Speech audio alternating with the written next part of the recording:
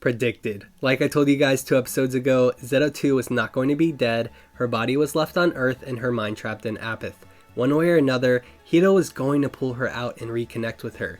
Zero Two has always wanted to be human like Hiro, but she never wanted to deprave him of his humanity. Now that she has, and Hiro has become half Klax, she can return to her body. Without Hiro becoming half Klaxosaur in the first place, he wouldn't even have been able to understand the reasoning behind Zero Two's lacerations from the battle with Verm in space. Zero Two learned a lot about love and joy and despair, and she learned that humanity was not only based on appearance, but about action and choice. She started off tremendously selfish, and her character progression has led her to the other end of the spectrum with her ultimate selflessness to Hiro in Squad 13. Now I'm releasing this video before episode 24 as this is my last speculation video, and I probably won't release a video about episode 24 after it airs, but I will be chatting with you guys about it in the Soul Animation Discord and on Twitter at Soul_animation.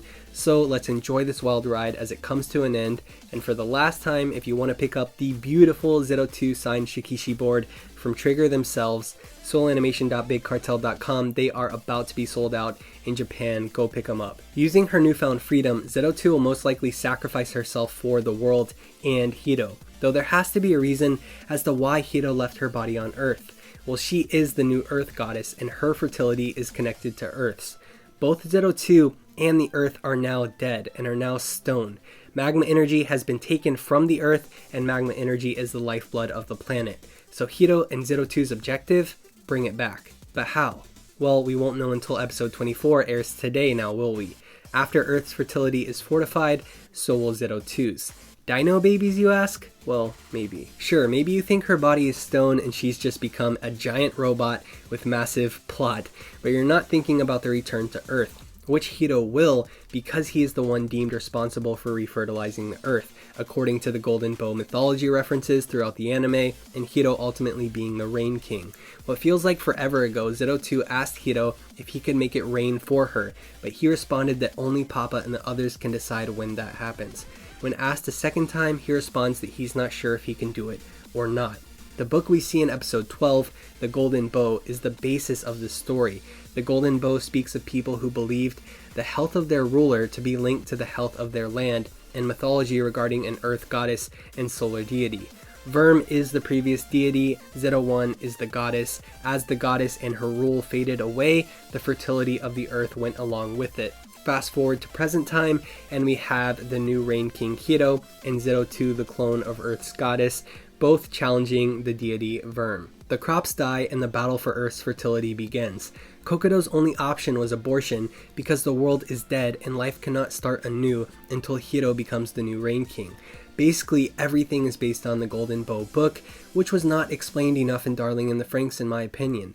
Too much time was spent developing the side characters, of which I only cared about Mitsuru and Kokoro. I could have given a shit about Zerome, Miku, Fat Boy, or any of the other annoying characters, like Ichigo. I would have liked more on the Golden Bow, Hiro, Verm, and of course Zero Two, but now it's too late and it's time for the final fight and for the deity to be replaced by our new Rain King, Hiro. And when Hiro brings about life to the Earth, this will also trigger Zero Two's stone body to return to normal as well. Character development finished, I'm calling it now, going all in, marriage by the end of episode 24, or at least Zero Two and Hiro being together by the episode 24. Regardless of all the so-called death flags, I don't see our main characters dying at all. Zero One literally says, I leave the future of the planet to you two, showing that Klaxosapiens fusing with klaxosaurs is not the way, meaning Hiro and Zero Two will not do the same. If they only have enough rations left on Earth to live 1 year, by that time, the obvious time skip should end up showing Kokoro's birth and Hiro and Zero Two returning just in time for the cherry blossoms to bloom again as the earth is replenished with magma energy somehow in episode 24. I'm not quite sure how they're going to do that yet. There were plenty of things I disliked about episode 23, but starting off with something I appreciated. Kokoro and Mitsuru did not magically remember each other. They are still struggling with the mind wipe, but slowly finding their way back to one another, in contrast to other plot points hastily trying to wrap themselves up. During episode 23, I really felt their major roles in the series compared to everyone who isn't Hiro and Zero Two. as they had a slow and consistent development from the beginning, facilitating rather tragic and anxious sensibilities from the viewer at the end. At least for me, the emotional voice acting and dramatized climate played out amazingly on screen. As for the action, A1 clearly animated it, and Trigger has obviously animated the earlier episodes, which is why the battle got kind of boring in the end, so I'm hoping for episode 24 to make up for it. The 9 sacrificing themselves I just didn't even care about. I always wanted Zero Two to kill him anyways, and I did until the end, to be honest. Giant Zero Two, I mean, I guess that was pretty Trigger, but I thought it was sort of unnecessary. This entire series needed more Hiro having a real reason to like Zero Two. Again, I understand why Zero Two is obsessed with Hiro, but after episode 15, I never really understood why Hiro liked Zero Two more than Ichigo or anyone else. He was a bland character honestly till the end of the series, and now that we're at episode 24, I'm honestly just here for whatever crazy shit Trigger comes up with. I wish we could get some actual important character deaths, but I don't see it happening now that we're at the end. And lastly, I'd like Nana and Hachi to have huge roles on Earth. Their characters also should have been way more developed.